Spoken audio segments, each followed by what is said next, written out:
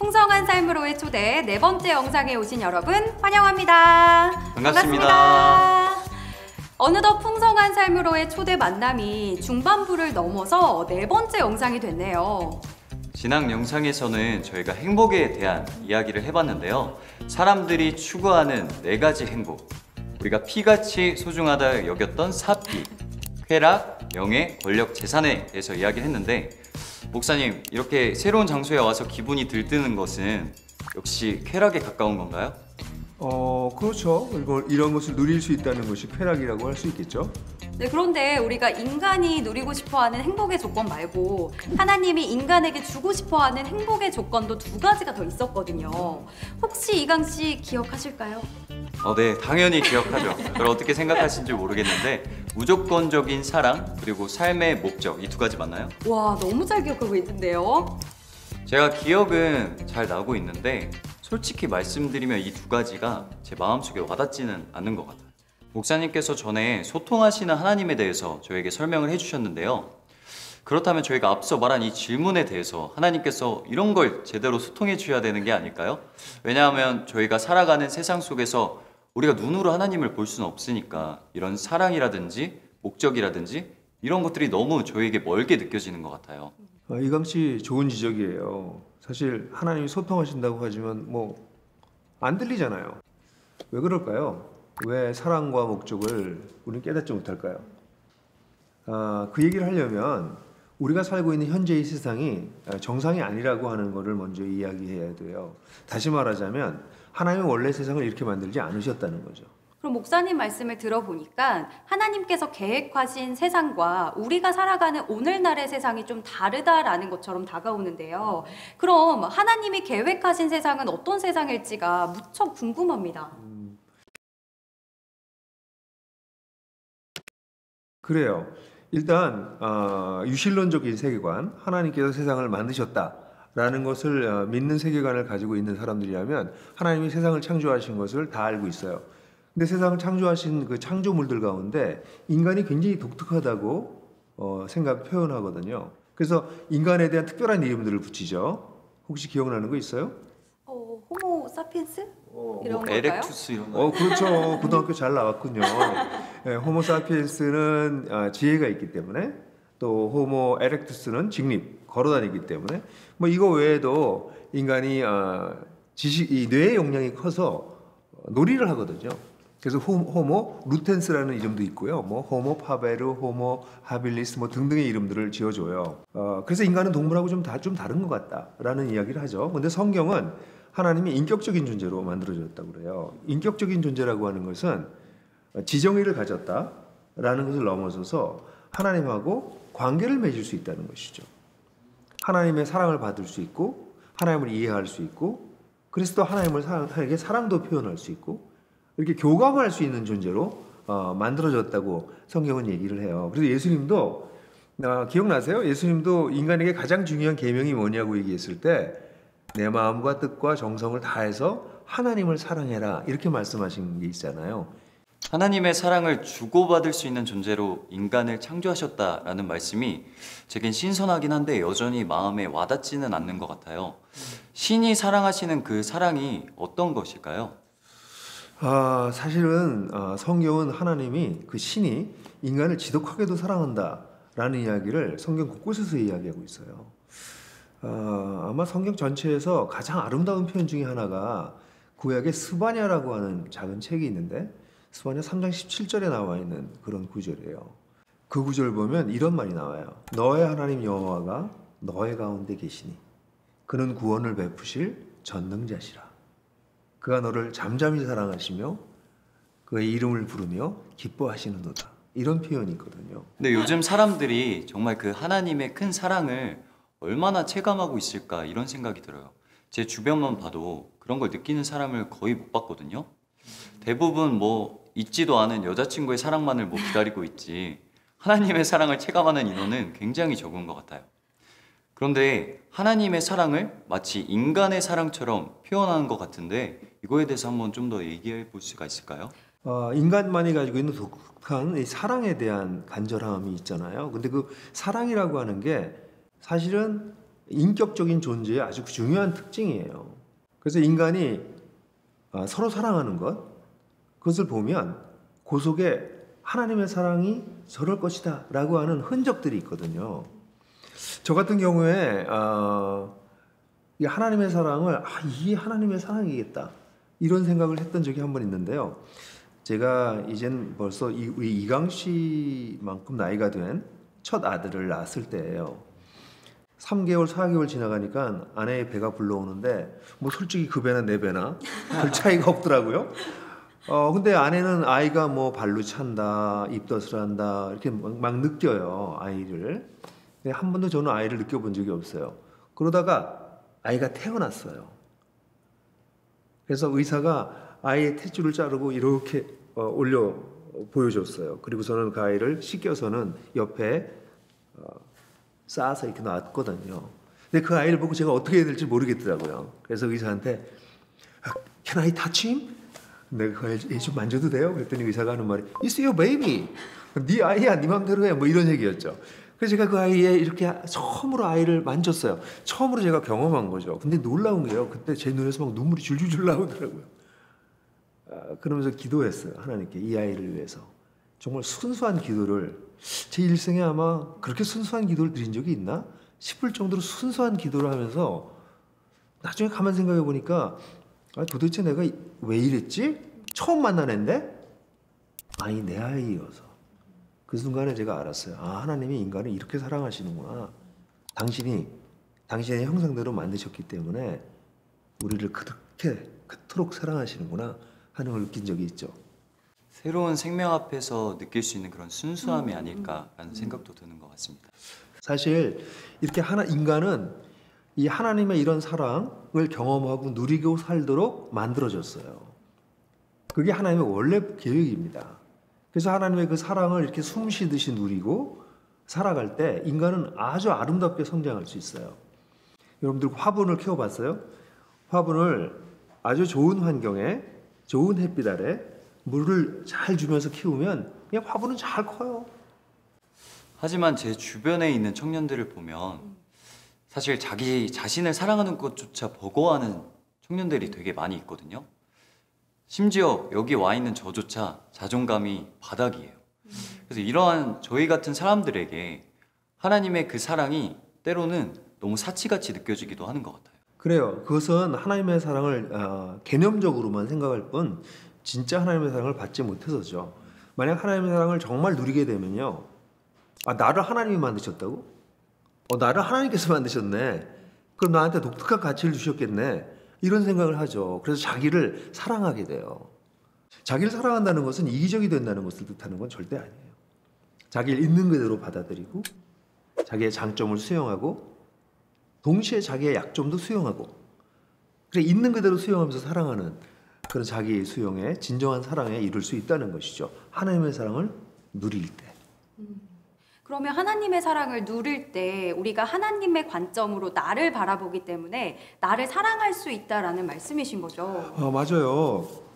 사람들이 자기를 사랑할 수 없는 이유는요. 자기 속에 사랑이 없어서예요. 근데 그 사랑은 자기가 쥐어짜서 만드는 게 아니라 어디선가 흘러 들어오는 거거든요.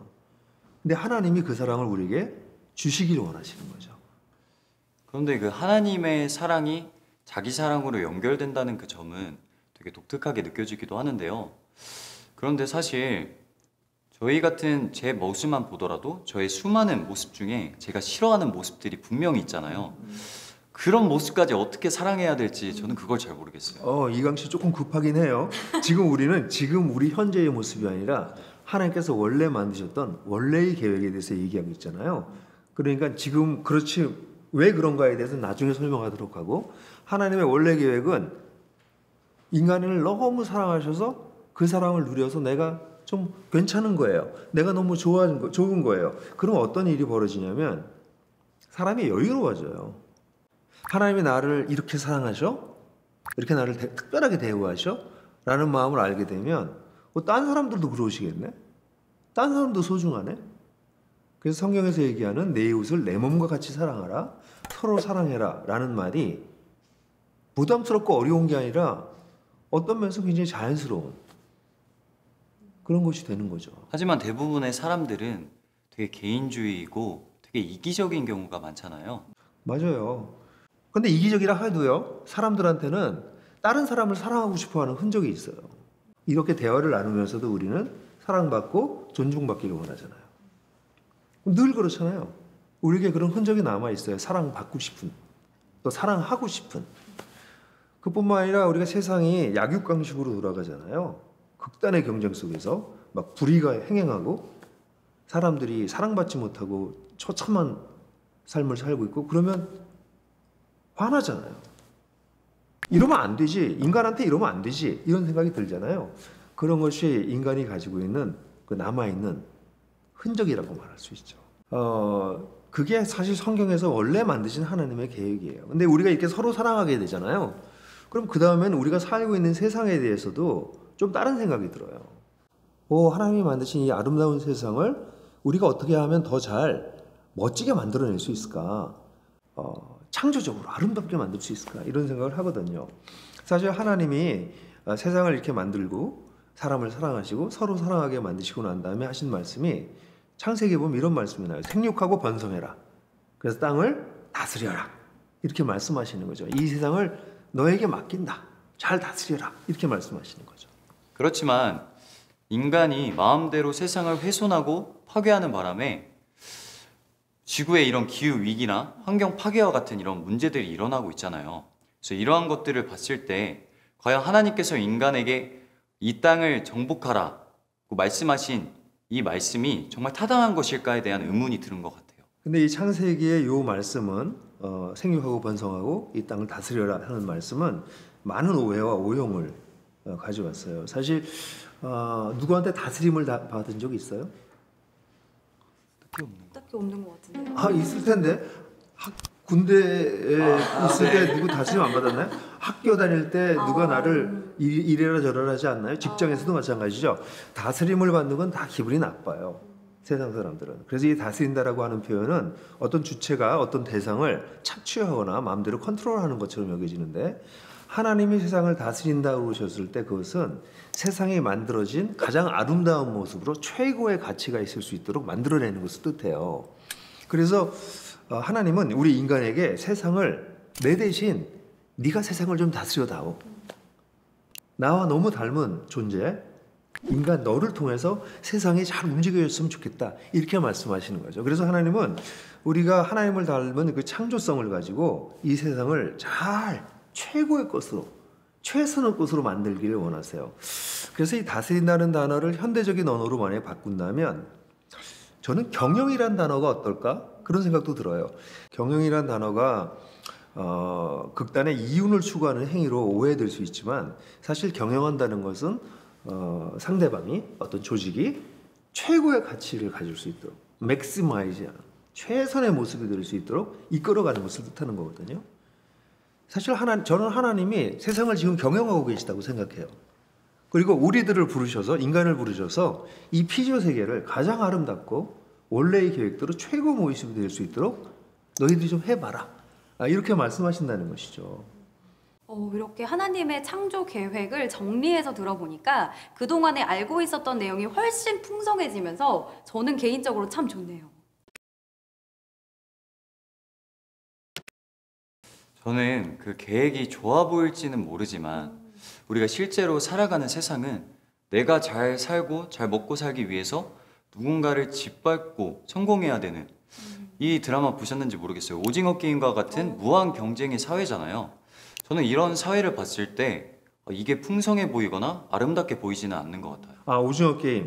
오징어 게임만이 아니고요. 사실 많은 드라마와 소설, 예술 작품들이 우리가 살고 있는 세상에 얼마나 깨어져 있는지를 사실 보여주고 있잖아요.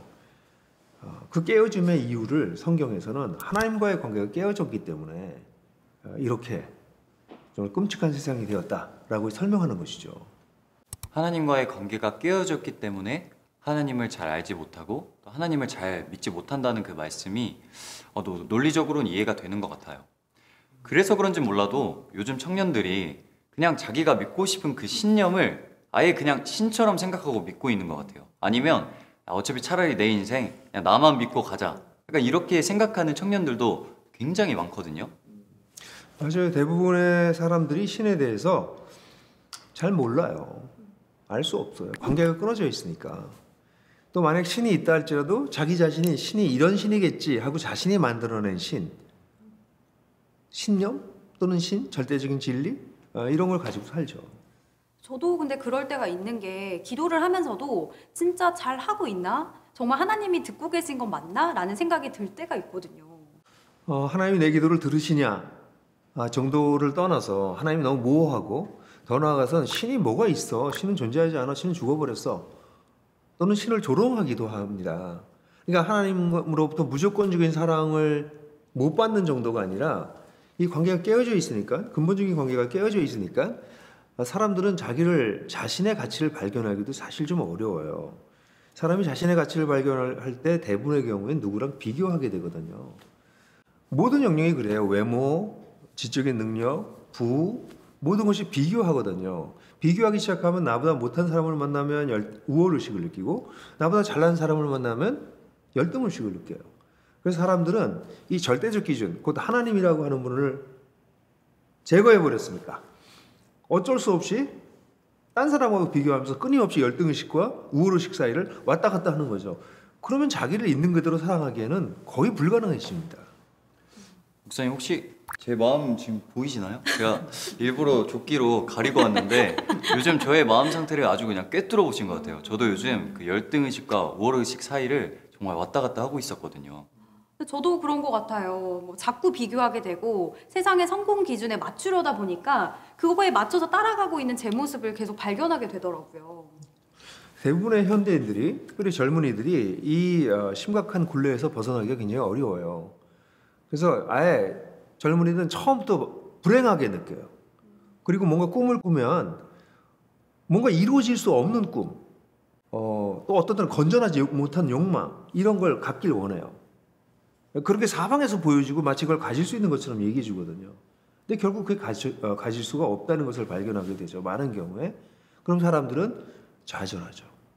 그러다 좀 심하면 자기 인생을 점점 좀 포기하기 시작해요. 제가 제일 슬픈 것은 오늘날 젊은이들이 꿈도 꿔보기 전에 나는 루저야 이렇게 생각하는 거예요. 근데 이렇게 포기하게 되면 나타나는 현상이 뭔지 아세요? 처음에 게으름으로 나타나요. 그뿐만 아니라 이게 좀 심해지면 게으름은 자기를 이제 포기하기 시작하는 거거든요. 자기를 학대하기도 해요. 자기를 괴롭히는 거죠. 자기가 싫으니까. 심할 땐 자기가 미우니까. 이러다 보면 자기를 잊고 싶어지거든요. 잊고 싶어서 하는 게 중독이에요. 젊은이들이 굉장히 이런저런 중독에 많이 노출되어 있는데 뭐 게임에도 중독되고 인터넷, 뭐 포르노, 술, 쇼핑, 쇼핑은 돈이 있어야지. 어쨌든 뭐 관계, 뭐 이 다양한 중독에 사로잡히는데요. 중독의 특징이 뭔지 아세요? 중독된 순간 자기를 잊어버려요. 자기를 잊고 싶은 거예요. 그러니까 하나님과의 단절은 이런 무서운 결과를 우리에게 가져오고 있는 것이죠. 근데 듣고 보니까 하나님과의 단절이 나와의 단절까지 이어진다라는 게 저는 무척 좀 섬뜩한 것 같아요. 저도 한 개인의 그 불완전한 삶의 원인이 바로 하나님과의 관계 단절에서부터 올 수 있다는 점이 뭔가 자꾸 마음에 걸리는 것 같아요. 사실 그렇게 자기 자신을 사랑하지 못하게 되면요. 다른 사람을 사랑할 수가 없어요. 내가 여유가 없는데요. 내가 편하지 않은데요. 내가 누굴 사랑할 수 있겠어요. 제가 꽤 오래된 일이에요. 잠실 지하도를 걷고 있을 때였어요. 근데 잠실을 걸어가고 있는데 어떤 아이가 앙앙 울면서 엄마를 따라가는데 제 아들 나이쯤 됐어요. 그 사람 많은데 이 아이가 앙앙거리면서 엄마를 따라가는 거예요. 그러니까 제가 화가 나서 엄마한테 아니 이러다 애 잃어버리면 어떡하려고 그러냐고 가서 이제 엄마한테 이렇게 치려고 가서 뭐 얘기를 좀 하려고 이렇게 가까이 갔더니 엄마는 아이를 업고 있었는데 엄마 얼굴이 절망에 가득한 얼굴이었어요. 말을 붙일 수 없더라고요. 제가 그 순간을 제가 잊지 못해요. 그토록 사랑하는 자기 아이도 자기 고통이 너무 겪고 힘들면 사랑할 수 없다는 거죠. 자신을 정말 사랑하지 못하면 이웃도 옆에 있는 사람도 자식조차도 사랑하기 어려워요. 사실 그래서 사람은 이 깨어진 세상, 이 세상의 비정상적인 세상을 회복하기 위해서 이런저런 노력을 많이 하긴 하거든요. 인류의 문명사, 인류의 역사가 사실 이런 교육, 정치, 문화, 경제 이 모든 영역에서 인간이 좀 더 잘 살게 하려고 애를 쓰다가 만들어진 유산들이에요. 그런데 인류가 점점 발전한다 할지라도 다른 사람을 사랑할 수 없다면 사실 그런 진보가 별로 의미가 없는 거죠. 그래서 그런지 몰라도 저는 인간관계에 있어서 공허함을 느낄 때가 굉장히 많아요. 근데 이건 저뿐만이 아니라 다른 모든 청년들도 인간관계 속에서 회의감을 많이 느끼고 있다는 거예요. 이러한 이유가 바로 그 관계의 단절, 그 깨어짐으로부터 왔다는 그 사실이 아까도 제가 말씀드렸지만 자꾸 뭔가 마음에 걸리는 것 같아요. 뭐 우리 젊은이들이 살았어야 얼마나 살았을까 이렇게 생각할지 모르죠. 그런데 이 짧은 인생을 사는 동안도 사람들이 상처를 받아요. 사랑받을 줄 알았는데 당연히 나를 사랑해 줘야 될 사람이었는데 근데 그런 사람이 나를 사랑해 주지 않는 거죠. 그러면 뭐 특별히 부모로부터 정당한 사랑을 받아야 되지만 사실 부모로부터 정당한 사랑을 받지 못하고 자라는 사람이 적지 않아요. 데이트를 하면 애인으로부터 정말 섬세하고 인격적인 사랑을 받아야 될 것 같은데 요즘 뭐 데이트 폭력 이런 얘기 많이 나오잖아요. 이해할 수 없는 일이 벌어지는 거죠. 사랑을 받아야 되는데 사랑 대신에 폭력을 받는다니요. 학교에서도 회사에서도 우리는 사실 이 관계에서 서로 사랑하지 못해서 수많은 깨어짐을 경험하고 있는 것이죠. 서로를 사랑하는 것도 이렇게 어려운데 그럼 세상을 돌보는 일은 더 어려울 것 같아요. 너무나 당연한 얘기예요. 사람과 사람과의 관계가 깨어지고 나니까 그 다음에 사람들은 이 세상을 어떻게 잘 돌볼까 하는 생각보다는 이 세상을 어떻게 이용해 먹을까만 생각하는 거죠. 사실 현재 지구의 상태가 얼마나 심각한지는 굳이 제가 얘기할 필요가 없어요. 온갖 문명학자들이, 과학자들이, 생명학자들이, 기후학자들이 지금 우리의 상태가 얼마나 끔찍한지를 이야기하고 있잖아요. 뭐 이산화탄소의 문제, 기후의 문제, 뭐 온갖 문제들, 다양한 생명 종의 멸종 상태, 바다 해양물의 감소, 뭐 사실 뭐 바이러스들의 창궐 할 말이 한두 가지가 아니에요. 서로 사랑하지 않는 사람들은 결국 자기밖에 몰라요. 자기 세대, 자기 나라, 자기가 속한 집단.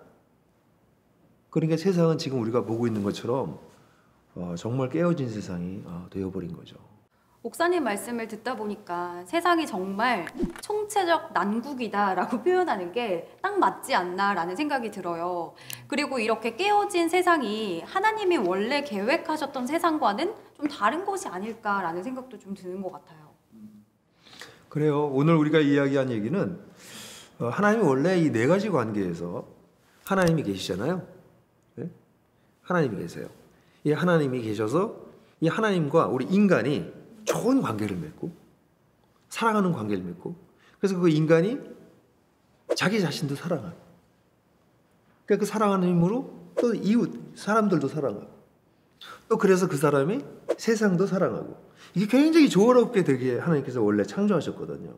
근데 우리가 보고 있는 세상은 우리 존재가 하나님과 관계가 깨졌고요. 하나님 모르고요. 오해하고요. 자기 자신과의 관계 깨져서 자기 자신도 용납하고 사랑하기 힘들고요.